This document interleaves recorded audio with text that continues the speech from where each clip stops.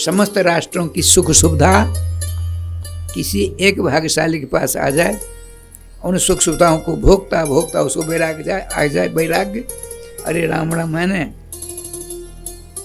सारा जीवन बर्बाद कर डाला, एक न एक दिन मौत तो आवेगी ही आवेगी।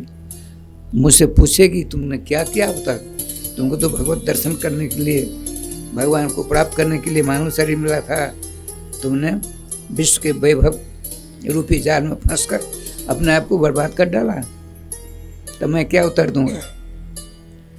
बात समझ में आती है। श्री सुखदेव जी कहते हैं परीक्षित जी को, तब उसको क्या करना चाहिए, एकमात्र नाम लेना चाहिए। तन निर्विद्यमाना नाम।